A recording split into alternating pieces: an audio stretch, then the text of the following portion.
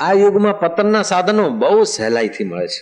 પોતાનો વિનાશ કરવો હોય ને તો ઓહો કઈ વાર જ ના લાગે, ફટાફટ બધી હોમ ડિલિવરી છે. ચિત્ર જુઓ તો એવા ઉદ્વેગ પેદા કરે, વિકાર પેદા કરે. એડવર્ટાઇઝના પોસ્ટરો જુઓ તો પણ એવા અર્ધનગ્ન ચિત્રો બીજા ત્રીજા. એ વિનાશના સાધનો કે ઘેર બેઠા આમ ટીવી ખોલો ને એડવર્ટાઇઝ આવે ને ત્યારે હા કે આ છોકરાઓ બિચારા ક્યાં જઈને પહોંચશે. વિનાશના સાધનો ભરમાર મળે છે મફતમાં. સાથે સાથે દેવની પણ કૃપા છે. ઉત્થાનના સાધનો પણ એટલા જ સોંઘા થયા, સોંઘા, બહુ જ સસ્તા, બહુ જ સરળ, મફતમાં મળે છે. મારા ગુરુદેવ પૂજ્યપાદ ભગવત સ્વરૂપ લીલાશા બાપુએ એ આત્મ ઉત્થાન માટે જે કષ્ટ સહન કર્યું, ગજબનું સહન કર્યું, ગજબનું. ગુરુની સેવા કરતા, આ બ્રહ્મ વિદ્યા પામવા માટે રસોઈ બનાવતા, આવ્યા ગયા સાધુ સંતોની સેવા. ગુરુદ્વારે રહ્યા એટલે ગુરુના દ્વારે તો સંત આવે, મહંતો આવે, સાધુ આવે, પવિત્ર આત્માઓ આવે, એમને જમાડતા. લીલાશા બાપુ ગાય દોતા. ગાય કોઈ વખતે પાટુએ મારતી. અરે માઈ છોતી મારી તો મેં રામ મુँह में राम, आई डोण दे ढुकड़ी साईला, मेरे को क्यों मारती, तुझ में राम मेरे में राम, गुरुजी में राम, राम राम को क्यों मारे. हाथ घुमाते गाय शांत हो जाती. ये लीलाशा बापू की देखो बचपन की साधना. અત્યારનું ભણતર તારો મરે ધણી દે ધડાક, બે દંડા માર્યા, જરાક પાટું ગાય માર્યું દે ધડાક, પછી ગાય રોતી રોતી દૂધ આપે તો પીનારાનું સત્યાનાશ થાય કે ના થાય. લીલારામ બાપુ ગાય દુએ છે અને આજનો રંગરૂટ છોકરો ગાય દુએ છે. એ દૂધ, એક દૂધ અમૃત થાય છે અને બીજું દૂધ ઝેર થાય છે. દૂધ તો બંને દેખાય છે. લીલારામ બાપુના જીવનમાં બ્રહ્મ વિદ્યા છે અને પેલા રંગરૂટના જીવનમાં આઈ સાઉટ યુ સાઉટ.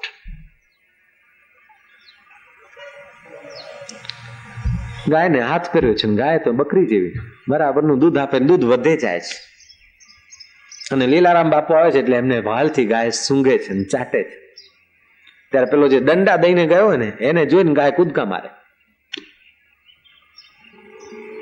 આ સૃષ્ટિમાં તમે જે કરો છો ને એનું પ્રત્યુત્તર મળે મળે ને મળે. કથા કરવા આયા હોય ને કે હા આટલા લોકો છે ને આપણે ઘરનું ખાઈને કથા સંભળાઈએ, એના કરતા આપણે આ લોકો પાસેથી કાંઈક રોકડું થાય એવું કથામાં બોલો ને, દાનની મહિમા અને કથાકારને આપવું જોઈએ ને આમ કરવું જોઈએ એવું ગોઠવીને બોલીએ ને તો જે અત્યારની મસ્તી છે ને એ બીજી દિશામાં જતી રહે. તમને થાય કે ઠીક મહારાજને પટાઈ આવો. તમારા મનમાં એવું થાય, મારા મનમાં જો તમને પટાવવાનો વિચાર આવે ને તો તમારા હૈયામાં જે પવિત્ર હેત ઉભરાય છે અને સર્વસ્વ ને છાવર કરીને મારી સેવા માટે તમે લાગ્યા વળગ્યા રહ્યો છો ને એ દિશા તમારી બદલાઈ જાય. લો અત્યારે નથી દેખતા દી, નથી દેખતા રાત, નથી દેતા સવાર, નથી સાંજ ને 50 વખત મોટેરા આશ્રમમાં આટા મારવા આવો છો કે બાપજી પધારો પધારો પધારો. જીપો લઈને, કારો લઈને, નારુમલને પૂછી જો, બીજા સમિતિના ભાઈઓને પૂછી લો. કાર્યક્રમ લેતી વખતે કેટલી કેટલી કેટલી તમને કાલા વિનવણી કરવી પડી છે. કારણ કે મારા માટે તમને વહાલ છે. મારા માટે તમને વહાલ કેમ છે કે મને સમાજ માટે વહાલ છે. મારા ગુરુદેવ મને શીખ્યું છે. ખલકજી ખિઝમત ખાન ભાયા બંદગી બહેતર. મને સમાધિ કરવાની બહુ રુચિ, એકાંતમાં રહેવાની બહુ રુચિ. આ ભીડ ભાડમાં આ ભૂંગળા લઈને મારે બોલવાનો મારા બાપ દાદાનો ધંધો નથી હો. પણ બાપુ જ્યારે આવે ને ત્યારે મીઠો ગોદો મારે. ખલકજી ખિઝમત ખાન ભાયા બંદગી બહેતર.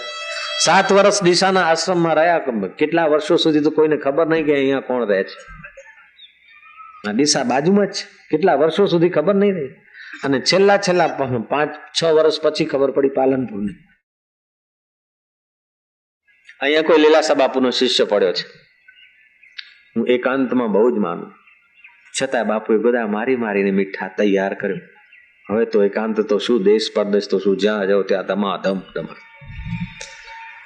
છતાંય મારા ગુરુદેવના કૃપા પ્રસાદથી મારા ચિત્તમાં તમારા ધનને કે તમારી વાહવાઈને લક્ષ્યમાં નહીં પણ તમારા ઉત્થાનને, તમારા આત્મ કલ્યાણને લક્ષ્યમાં લઈને જે કંઈ મારાથી ચેષ્ટા થાય છે એનાથી મને આનંદ છે ને તમને આનંદ થાય છે. બાપુ શું કરતા? ગાય દોતા. ગાય લીલારામ બાપુ. લીલાશા બાપુ તો પછીથી થયા. લીલારામ બાપુ ગુરુના દ્વારે હતા ત્યારે રસોઈ બનાવતા. આયા ગયા સાધુ સંતને, બ્રહ્મચારીને જમાડતા ને ગુરુદેવને જમાડતા. પછી ગુરુદેવને ચંપી પણ કરતા. વિચાર સાગર ભણાવે ગુરુદેવ, અને એ લીલારામ બાપુએ યાદ રાખવો પડે. બીજા દિવસે પૂછે કે ગઈકાલે જે પાઠ ચાલ્યો છે બોલી જા.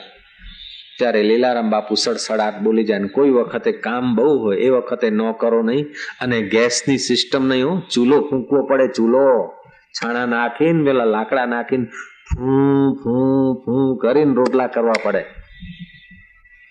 લીપણ કરવું, પોતું નહીં. અને ડોલ ભરીને કુવામાંથી ખેંચવાની હોય. એમ કરો એટલે રસોડામાં પાણી ચાલુ થઈ ગયું તો અત્યારે તમને લહેર થઈ. છતાંય લીલારામ બાપુના જીવનમાં કોઈ ફરિયાદ નથી. કેશવરામ બાપુ કાન પકડીને પંજો મૂકે, કારણ કે કાલે યાદ આપ્યો તો પાઠે યાદ નથી. એ પંજો ખબર પડી જાય કે કેશવરામ બાપુનો પંજો છે એવું ગાલ ઉપર ફિટ કરી દે. છતાંય કોઈ દિવસે ફરિયાદ નહીં, કારણ કે મારા ગુરુદેવ છે, મારે બ્રહ્મ વિદ્યા જોઈએ છે. મારા ગુરુદેવે પૂજ્યપાદશ્રીએ જે દુઃખ સહન કર્યો આ બ્રહ્મ વિદ્યા પામવાને, એનો 1000મો ભાગ પણ મને સહન કરવું પડ્યું ને, મને સહેલું મળ્યું છે. છતાંય થોડી તો કસોટીઓ થઈ. 40 દિવસ ગુરુની રાહમાં જોઈ બેસી રહેવું પડ્યું. મગની દાળ કે મગ બાફીને થોડા કાચા પાકા મગ ખાવાના અને બ્રહ્મ વિદ્યાનું અધ્યયન કરવાનું. દૂરથી પાણીની ડોલો ભરી લાવવાની, ડુંગર ઉપર આશ્રમમાં ઝાડોને પાવાનું. જે આવ્યા ગયા ભક્તો હોય એમના માટે જે રસોઈ થતી હોય એના વાસણ હું માંજતો હતો. ગુરુએ નહોતું કહ્યું, પણ મને ગુરુની સેવા વિના, ગુરુ કૃપા હિ કેવલમ શિષ્યસ્ય પરમ મંગલમ, એ વાસણ માંજતા માંજતા હાથમાંથી લોહી નીકળતું, પટ્ટીઓ બાંધી દેતો હતો. તે દિવસોમાં કે જયારે રોજનો 2000 કમાઈ શકતો, 1000-2000 એક દિવસની કમાણી થતી, એ બધું છોડીને ગયેલો. ત્યારે અત્યારે તમને 1000 કે 500 કે 5000, એ દિવસોમાં 1000 રૂપિયા કમાવા એટલે 130 રૂપિયા સોનું હતું. રોજના 15 તોલા 10 તોલા સોનું કમાઈ શકીએ એવી પરિસ્થિતિ. એ છોડીને ગયેલા અને ત્યાં વાસણ માંજતા, હાથમાંથી લોહી નીકળતું. કારણ કે પહાડી માટીમાં કાંકરી હોય થોડી, એ વાગતી, તો પછી આંગળીઓને પટ્ટી બાંધીને એ સેવા કરતા. મારા ગુરુદેવે જે સહન કર્યું એનો 1000મો ભાગ પણ મને સહન કરવું પડ્યું નહીં. અને મને જે સહન કરવું પડ્યું એનો 1000મો ભાગ આપને સહન નથી કરવું પડતું. છતાં બ્રહ્મ વિદ્યા મળે છે એટલે સહેલી થઈ ગઈ છે. જય શ્રી કૃષ્ણ. આવી સહેલી બ્રહ્મ વિદ્યા, હવે એના કરતા વધારે સહેલું શું કે અત્યારે તો તમે ચાલીને ઘરેથી આવ્યા, બેઠા, સાંભળો છો. કેસેટ લઈ જશો ને, પથારીમાં પડતા પડતા જરાક અંગૂઠો દબાવો એટલે બાપજી ચાલુ થઈ ગયા. જરાક આંગળી આમ દબાવો, બાપજી ચૂપ. જયારે બાપજી બોલાવવા હોય ત્યારે બોલે, ને ચૂપ કરાવવા ત્યારે ચૂપ. વિડીયો ઓડિયો જયારે મૂકો તમે રિમોટ કંટ્રોલ થી બાપુને બોલાવો ને બાપુને ચૂપ કરાવો. લો કેટલું સહેલું થઈ ગયું છે. જય શ્રી કૃષ્ણ કહી દો. પુસ્તક ઉપાડીને સુતા સુતા કે આત્મવિદ્યા વાંચવા મળે છે. એ જમાનો હતો કે આત્મવિદ્યા સાંભળવાને, વાંચવા માટે, સમજવા માટે રાજાઓને રાજ છોડવા પડતા, તપ કરવું પડતું હતું. ને રાજ છોડ્યા પછી પણ કોઈ બ્રહ્મવેતા ગુરુ મળે એ કોઈ ચોક્કસ ખબર નહીં. કોઈ કર્મકાંડી મળે, કોઈ ઉપાસક મળે, કોઈ કાંઈ મળે. અત્યારે આપણને લીલાશાહ બાપુ જેવા બ્રહ્મવેતા મહાપુરુષની પ્રસાદી ઘેર બેઠા મળે. એટલે જેમ પતનના સાધનો બિલકુલ સહેલાઈથી મળે છે, એમ ઉત્થાનના સાધનો પણ ખૂબ સહેલાઈથી મળે છે. પરમ દિવસે મેં વાત કરી હતી ગોરખનાથજીને. નાથ સંપ્રદાયમાં સિદ્ધ પુરુષો થઈ ગયા. આપણે ઈચ્છીએ કે આપણા વિચારો દ્રઢ રહે, આપણી ઉન્નતિ રહે, છતાંય આપણે લપસી જઈએ છીએ.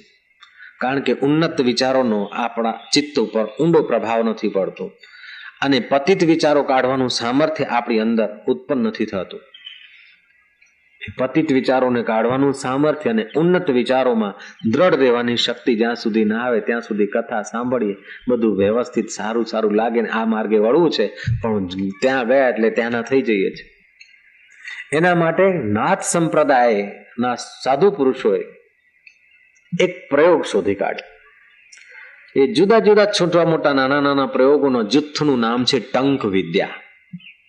નાથ સંપ્રદાયના સાધુ મહાપુરુષોએ ટંક વિદ્યા શોધી જેનાથી સાધકોના વિચારો, ઉન્નત વિચારો સ્થિર થાય અને એમનું આત્મબળ વધે.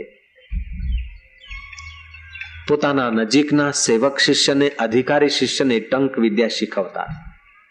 પણ આજે ટંક વિદ્યા અધિકારી હોય, નજીકનો શિષ્ય હોય કે દૂરનો શ્રોતા હોય, જાણે અજાણે આવી ગયો હોય તો પણ આપણા આશ્રમમાં એ ટંક વિદ્યાના પ્રયોગ કરાવીને સાધકોને ધ્યાન મગ્ન થવાનો રાજમાર્ગ ખુલ્લો કરી આપીએ.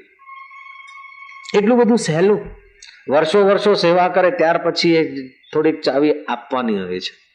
અત્યારે તો આજા લે જા, આજા લે જા.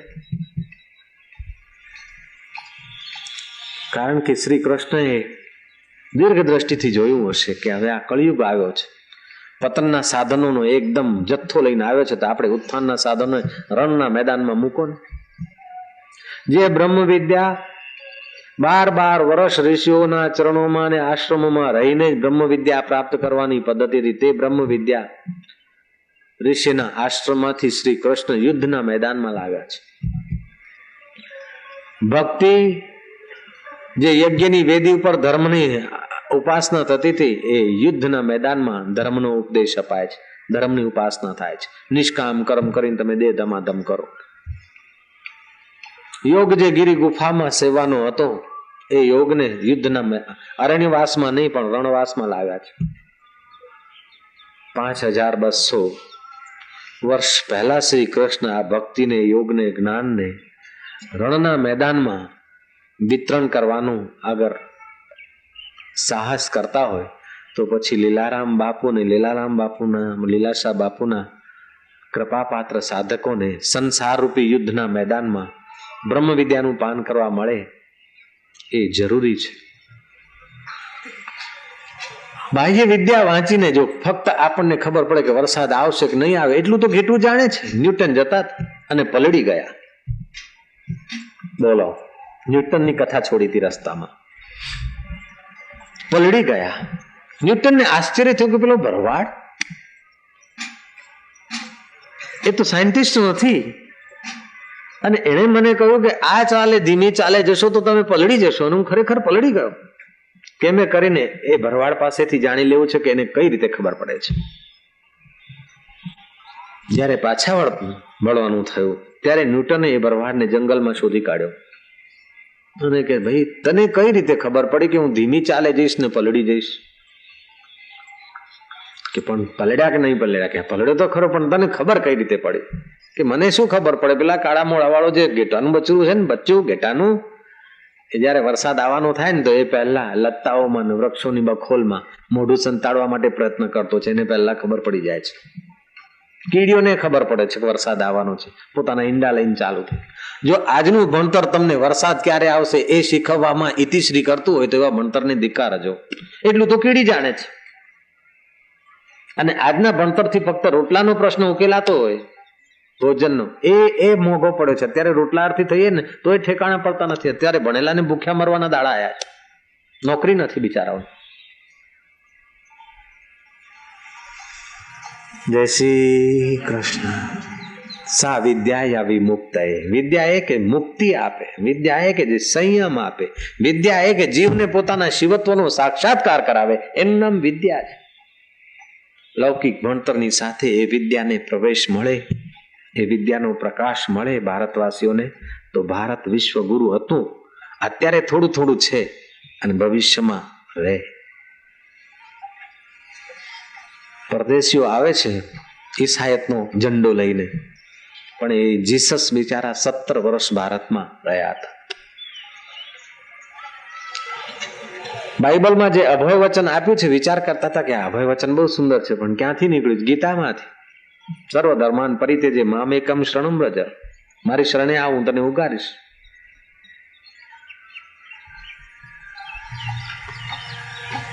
જય શ્રી કૃષ્ણ. અને ગીતામાં કોઈ સંપ્રદાય, કોઈ વાળો, કોઈ બીજા જે મજહબ છે, કોઈ આચાર્ય સુધીના, કોઈ મુલ્લા મૌલવી સુધીના, કોઈ પીર ફકીર મહંત સુધીના, કોઈ પીર પેગંબર સુધીના ધર્મો ની સ્થિતિશ્રી થાય છે. ત્યારે સનાતન ધર્મ કોઈ એક વ્યક્તિ સુધી નહીં, વ્યક્તિઓમાં દરેક પ્રાણી માત્રમાં જે વસી રહ્યો છે એ ચૈતન્યની ખબર આપે છે. કેટલો ઉદાર ધર્મ છે. એને તમે ધર્મ કહો, સચ્ચાઈ કહો, માનવ માત્રનો જીવન ગ્રંથ કહો, ગીતાનું જે નામ મૂકવું હોય. ગીતા પ્રેસ ગોરખપુરમાં 900 જેટલા અનુવાદ થઈ ચુક્યા છે. એક ગીતા ઉપર 900 જેવા અનુવાદ તો ગીતા પ્રેસ ગોરખપુરમાં મોજૂદ છે. એ પછી બીજા આગળ ને પાછળ કેટલા હશે એ ભગવાન જાણે, જુદી જુદી ભાષાઓ. છતાં ગીતાના જ્ઞાનનો કોઈ અંત નથી. છે નાનકડું ગ્રંથ, બટુકડું. કેટલું બધું રહસ્ય ભરેલું છે. પડેલાને બેઠો કરવાનું સામર્થ્ય ગીતાના જ્ઞાનમાં છે, અને બેઠેલાને કામે લગાડવાનું સામર્થ્ય ગીતામાં છે. કામે લાગેલાને નિષ્કામતા તરફ વાળવાનું કામ ગીતાનું છે, અને નિષ્કામને પણ નિરઅહંકાર થવાનો સંદેશો ગીતા આપે છે, અને નિરઅહંકારને નિજ સ્વરૂપમાં જાગવાનો સંકેત ગીતા કરે છે. સર્વશાસ્ત્રમય ગીતા, સર્વ તીર્થમય ગંગા. ગીતા કહે છે કે માનવ, તું મરવા અને જન્મ વાળો એક ક્ષુદ્ર પ્રાણી નથી, પણ જન્મ મૃત્યુ જેની સત્તાથી થાય છે, પ્રકૃતિને પણ પ્રેરણા અને સ્ફૂર્તિ આપનાર તું ચૈતન્ય છે. પોતાની મહિમામાં જાગ, પોતાના આત્માને ઓળખ. પ્રણવ સર્વ વેદેશુ શબ્દ ખય પુરુષમ નૃષુ. વેદમાં પ્રણવ હું છું, અને આકાશમાં જે શબ્દ છે તે હું છું. શબ્દ અમિટ છે. દિલ્હીથી બ્રોડકાસ્ટ થાય ને, થોડી જ મિનિટ પછી ગુજરાતમાં એ શબ્દ સંભળાય, થોડી સેકન્ડોમાં. તો અત્યારે અહીં બોલો અને થોડી સેકન્ડોમાં 1000 માઇલ દૂર એ શબ્દ પહોંચે, તો થોડીક સેકન્ડો આકાશમાં તો રહે છે ને. જે થોડી સેકન્ડો રહે છે એ ઊંચે ને ઊંચે વધુ સેકન્ડો, વધુ મિનિટો, વધુ કલાકો રહી શકે છે. વિજ્ઞાનીઓ અત્યારે કહે છે કે શબ્દ ના જગતમાં અમે રિસર્ચ કરતા કરતા કદાચ શ્રી કૃષ્ણના અવાજથી જે અર્જુને સાંભળી ગીતા, એ અમે ફરી પાછી સાંભળી શકીએ, કારણ કે શબ્દ અમિટ છે. જે અડધો કલાક રહી શકે એ 1000 કલાક પણ રહી શકતું હશે, 1000 દિવસ ને 1000 વર્ષો પણ રહી શકતું હશે. કદાચ વિજ્ઞાનના સાધનો એટલા બધા પ્રગતિ કરે તો બનવા યોગ છે કે ઋષિઓએ જે વેદનું ઉચ્ચારણ કર્યું તે પણ આપણે તેમનો તેમ સાંભળી શકીએ. શબ્દ અમિટ છે. હા, આપણા કાનની ક્ષમતા નથી કે એને ફરીથી સાંભળી, એટલે એવી સૂક્ષ્મતા આવે તો સાંભળી શકીએ છીએ. વેદ વ્યાસજીએ એવી સૂક્ષ્મતા ધારણ કરેલી, પછી મહાભારત રચ. સંજયને પણ એવી સૂક્ષ્મતા પ્રાપ્ત કરી આપી વેદ વ્યાસજી. મહાભારતના યુદ્ધમાં ગીતા ચાલતી, ધૃતરાષ્ટ્રને જેમના તેમ સંભળાવતા જતા સંજય. સંજય એટલે શું? જીવન મુક્ત પુરુષ. ધૃતરાષ્ટ્ર શું? કે જે અંદર ને બહારથી આંધળો છે. જે અંદરથી ને બહારથી આંધળો હોય ને એ ધૃતરાષ્ટ્ર. અંદરનું આત્મ સુખ નહીં, બહારની કઈ ખબર નહીં, ધૃતરાષ્ટ્ર. 10 દિવસના યુદ્ધ પછી પૂછે છે કે પાંડવોનું કૌરવનું શું થયું? અલ્યા દાદાથી સાંભળે છે, હવે પાછું પૂછે શું થયું? જરૂર પૂછવામાં કઈક છે ગડબડ, કે આ મોહગ્રસ્ત પ્રાણી છે. એટલે સંજય પછી ગીતાના જ્ઞાન અમૃતનું ત્યાં સિંચન કર્યું છે. ધૃતરાષ્ટ્રને પલ્લે પડે કે ન પડે, પણ સંજય તો પુલકિત થઈ ગયો. ગીતાના 4 પાત્રો. જીવની જગ્યાએ ધૃતરાષ્ટ્ર છે, ગુરુની જગ્યાએ સંજય છે, જીવન મુક્ત મહાત્મા. સમ્યક જયતી સંજય, જેમણે સમ્યક પ્રકારે, વ્યવસ્થિત પ્રકારે મન અને ઇન્દ્રિયોમાં ઉપર વિજય પામીને આત્મસુખ લાભ કર્યો હોય એનું નામ સંજય. સંજય ને ધૃતરાષ્ટ્ર, કૃષ્ણ અને અર્જુન. અર્જુન જિજ્ઞાસુની જગ્યા છે, અને કૃષ્ણ સાક્ષાત વંદે કૃષ્ણમ જગતગુરુ. જગતગુરુ છે છતાંય સેવક થઈને ઉપદેશ આપે છે. કેટલી ઉદારતા! પીર થઈને નહીં, પેગંબર થઈને નહીં, આચાર્ય થઈને નહીં, સારથી થઈને. જેના હાથમાં ભાગડોર છે, દોરી છે ઘોડાઓની, ઇન્દ્રિયો રૂપી ઘોડાઓની દોરી જેના હાથમાં છે તે કૃષ્ણ સારથી, અને પેલો રથી અર્જુન. રથી ઊંચો બેઠો છે અને સારથી નીચા બેઠો છે, છતાં ઉપદેશ આપવાનું સામર્થ્ય કેવું! ગીતા જેવી ઉદારતા, આહા! કૃષ્ણ જેવી ઉદારતા, સરળતા, પ્રસન્નતા, સહજતા. ગીતાનું જ્ઞાન જેટલા અંશે આવશે ને એટલી તમારી એવી જ યોગ્યતા થવા લાગશે.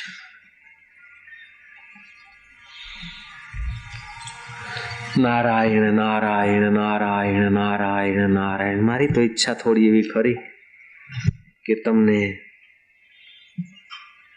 ધ્યાન કરવાની થોડીક યુક્તિઓ તમારા હાથમાં આવી જાય, આત્મબળ વધારવાની યુક્તિઓ તમારામાં આવી જાય. પહેલાના જમાનામાં છોકરો મોટો થાય ને એટલે ગુરુકુળમાં જાય, ભણવા યોગ્ય થાય એટલે એને પહેલાથી જીવનની દિશા શું છે, પહેલા દીક્ષા અપાતી, પછી શિક્ષા અપાતી. જો દિશા સહી ના હોય ને, દિશા વ્યવસ્થિત ના હોય ને, તો શિક્ષણનો અર્થ પણ ઊંધો થાય છે. એટલે પહેલા દીક્ષા પછી શિક્ષા. દીક્ષા મળે એટલે દ્વિજાતીય કહેવાય. જન્મજાત તો શુદ્ર, આડમાસના શરીરથી જન્મે એ શુદ્ર. જ્યારે ગુરુની દીક્ષા મળે ત્યારે દ્વિજ કહેવાય, બીજો જન્મ કહેવાય. મા બાપના સંયોગથી જે શરીરને જન્મ મળે એ શુદ્ર. ગુરુ અને ઈશ્વરની કૃપાથી જે આપણા અંતરમાં જન્મ થાય એ દ્વિજાતીય, બીજો જન્મ. બ્રાહ્મણ, ક્ષત્રિય, વૈશ્ય દ્વિજાતીય કહેવાતા. એમને દીક્ષા મળતી. દીક્ષા એટલે શું? દીયતે યસ્ય, જે દેવાય, જે સામર્થ્ય દેવાનું ધરાવતા હોય, આધ્યાત્મિક સામર્થ્ય દઈ શકતા હોય તે દી શબ્દની જગ્યાએ, અને જે ક્ષા એટલે પચાવી શકાય શિષ્યની જગ્યાએ, જે આધ્યાત્મિક ઓજને પચાવવાની ક્ષમતા ધરાવે તે શિષ્ય, અને જે આધ્યાત્મિક કિરણ આપી શકે તે ગુરુ. એ બંનેનો આત્મ, એ બંનેનો એકબીજાના ઉત્થાન માટેનું, શિષ્યના હૃદયમાં ગુરુના બાહ્ય સેવા ચાકરીથી, અહોભાવથી, બાહ્ય કલ્યાણ, બાહ્ય સેવાઓ કરીને ગુરુનું હિત ચાહે, અને ગુરુ શિષ્યનું આંતર મન ઓજસ્વી થાય તેવી તત્પરતાવાળી બે વ્યક્તિઓ મળે ત્યારે દીક્ષા ઘટિત થાય. એ દીક્ષા ત્રણ પ્રકારની: મંત્રી દીક્ષા, સ્પર્શ દીક્ષા અને શાંભવી દીક્ષા. શાંભવી દીક્ષા એટલે શિષ્ય ઉપર દ્રષ્ટિ નાખીને ગુરુ એના આધ્યાત્મિક ઉત્થાનમાં સહાય કરે, એ શાંભવી દીક્ષા. દ્રષ્ટિ માત્રથી શિષ્યના મનો દશાને ઉન્નત કરવે એ શાંભવી દીક્ષા. મંત્રી દીક્ષા એટલે વૈદિક મંત્ર આપીને શિષ્યને આધ્યાત્મિક માર્ગે ચડાવી દે એ મંત્રી દીક્ષા. અને કોઈ વખતે જરૂર પડે તો માથે હાથ મૂકીને અથવા કોઈ કેન્દ્ર ઉપર સ્પર્શ કરીને એનું જીવન ઉર્ધગામી કરે એ સ્પર્શ દીક્ષા. નરેન્દ્રને સ્પર્શ દીક્ષા મળેલી રામકૃષ્ણ દ્વારા. પરીક્ષિતને સુખદેવજી મહારાજ દ્વારા 2 વખત સ્પર્શ દીક્ષા મળી અને ઉપદેશ પણ મળ્યો. 5મા દિવસે પરીક્ષિત રાજા ઉપર શાંભવી દીક્ષાનો પ્રયોગ થયો. સુખદેવજી મહારાજ પ્રવચન કરતા કરતા પોતાના ચિત્તથી એના ઉપર વરસી પડ્યા, અને પછી જોયું કે એમને પચી છે શાંભવી દીક્ષા કે નહીં. પરીક્ષિતને પૂછ્યું કે રાજન, 5 દિવસ થયા છે, તમે ભૂખ્યા ને તરસ્યા બેઠા છો, જાઓ જરા જળપાન કરો, ભોજન આરોગો. પરીક્ષિત કહે છે કે પ્રભુ, આ જળપાનના ભૂખ અને તરસના કારણે તો મેં મારો વિવેક ગુમાવ્યો. સાધુ પુરુષના ગળામાં મેં સર્પ નાખ્યો હતો, પણ હવે આપના વચન સાંભળીને મારા ભૂખ અને તરસ ક્યાં જતા રહ્યા મને સમજાતું નથી. કથા અમૃતનું પાન કરતા કરતા મારા ભૂખ અને તરસ ક્યાંય હું ભૂલી ગયો છું.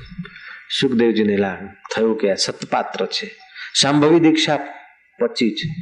7મા દિવસે સુખદેવજી મહારાજ પરીક્ષિતને કહે છે કે પરીક્ષિત, આજે રાજાઓની વિસ્તાર સહિત કથાઓ તને સંભળાવી, એ તારા ચિત્તરૂપી પક્ષીને શબ્દ જાળમાં રોકી રાખવા માટે. બાકી તો અહમ બ્રહ્મ પરમ ધામમ પરમાનંદમ પરમ પદમ, જે કૃષ્ણનો આત્મા છે તે તક્ષકનું છે, તે તું છે. આ ખોળ્યું તો તક્ષકના દંશથી પડી જશે, પણ તારો કૃષ્ણ તત્વ આત્મા અમર છે. અહમ બ્રહ્મ પરમ ધામમ, એ તે હું બ્રહ્મ છું, પરમ ધામ છું, પરમ પદ છું, એવો નિશ્ચય કર. સોહમનો અનુભવ કર, તે આત્મા હું છું. માથે હાથ મૂક્યો છે, સ્પર્શ દીક્ષા આપી છે. રામકૃષ્ણ પરમહંસ પાસે નરેન્દ્ર ગયા. ઘણી જગ્યા ફર્યા આમ તેમ, પણ ક્યાંય હયું ઠર્યું નહીં. છેવટે રામકૃષ્ણ પાસે ગયા અને કે તમે ભગવાનને જોયા છે? કે હા જોયા છે. મને બતાવો. કે હા હું બતાવી શકું. છે હિંમત તારી જોવાની? કે હા જરૂર. તૈયાર છે? કે હા ચાલ મારી સાથે ઓરડામાં. ઓરડામાં નરેન્દ્રને લઈ ગયા રામકૃષ્ણ. પગથી તે શિખા સુધી દ્રષ્ટિપાત કર્યો, પછી બે હાથ પકડી પોતાના પગનો અંગૂઠો ચોથા કેન્દ્રે હૃદય કમળ ઉપર સ્પર્શ કરાવ્યો. એ શક્તિપાત થયો. નરેન્દ્રને ક્રિયાઓ થવા લાગી, મુદ્રાઓ થવા લાગી. નરેન્દ્ર લખે છે કે આવું થયું એટલે મને થયું કે આ ડોહાએ મને શું કરી દીધું, હવે કોઈ દિવસ અહીંયા નહીં આવું. પણ ભાઈઓ, એ પવિત્ર સ્પર્શે વારંવાર મને દક્ષિણેશ્વર લઈ જવા માટે બાધ્ય કરેલું. અને અત્યારે ખેતડીના મહારાજા ઘોડા છોડીને મને રથમાં બેસાડીને પોતે ખેંચે છે. એ મારું સન્માન નહીં, પણ મારા ગુરુએ જે દીક્ષા આપી છે એનું સન્માન થઈ રહ્યું છે. મારા ગુરુએ જે પ્રસાદ રેડ્યો છે એનું સન્માન થઈ રહ્યું છે. રામકૃષ્ણએ કહ્યું કે તું બુશર્ટ ઉતાર. ખરી રીતે બુશર્ટ ઉતારવાની કોઈ જરૂર નથી, છતાંય રામકૃષ્ણએ કહ્યું એમાં રહસ્ય છે. એ દાર્શનિક હતા નરેન્દ્ર. બેન બે ચાર જેવું ગણિત જ પૂછે, પણ શ્રદ્ધા જરૂરી છે. ભક્તિ માર્ગમાં શ્રદ્ધા જોઈએ, વ્યવહારમાં શ્રદ્ધા જોઈએ, અને જ્ઞાન માર્ગમાં ગુરુ અને શાસ્ત્ર માટે શ્રદ્ધા જોઈએ. શ્રદ્ધાવાન લભતે જ્ઞાનમ તત્પર સંયતે ઇન્દ્રિય. એને શ્રદ્ધા છે કે નહીં, ફક્ત તર્ક કરે છે કે મને ભગવાન જોઈએ છે, મારું કયું માને છે કે કેમ, એ જાણવા માટે કે સારું બુશર્ટ ઉતાર, કે બુશર્ટ ઉતાર. પછી દ્રષ્ટિ કરી કે અત્યારે એનું મન ક્યાં છે, કયા કેન્દ્રમાં છે. જે વખતે આપણું મન જે કેન્દ્રમાં હોય તે વખતે ત્યાં દ્રષ્ટિ નાખી કે સ્પર્શ આપીને જે આપણી ઉન્નતિ કરી શકે તે તો ગુરુના પણ ગુરુ છે. શ્રી કૃષ્ણ એવા હતા, ગુરુના ગુરુ. રામકૃષ્ણ એવા હતા, રમણ મહર્ષિ એવા હતા, મારા લીલાશા ભગવાન એવા હતા. ગુરુના એ ગુરુ હતા. મેં મારી નજરે નિહાળ્યું નૈનીતાલમાં એક છોકરો અત્યંત દુઃખી અને ક્યાંની ક્યાં વાતો કરતો. બાપુ જરા આમ બેઠા બેઠા એના સામું નિહાળ્યું એટલે એક ગદગદ થવા મળ્યો. ક્યાં એને રડવાનું ભૂલી ગયો અને એ પ્રોબ્લેમ ભૂલી ગયો. આનંદ આનંદ આનંદ એવું ઉછળે કે હું તો નવો પહેલવેલો એટલે હું તો બાઘો જ બની ગયો કે અરે આ શું. બાપુએ ફક્ત આમ થોડુંક આમ ધ્યાન કરે, આમ જોયું તો પેલું તો એ પછી અત્યારે ખબર પડી, વર્ષો વીત્યા ત્યાર પછી ખબર પડી મને કે આ શાંભવી દીક્ષા છે. નુરાણી નજર સા દિલબર દરવેશન મુખે નિહાલ કરે છલ્યો. વયા જા દુહણી મુझे जिय में जोगी, वया जा दुहणी मुझे जिय में जोगी, तिन सामन खेत संभार्या थी, करे याद उनन जी रहमत के, मां वर वर ओडऊ निहार्या थी. वया जा दुहणी मुझे जिय में जोगी.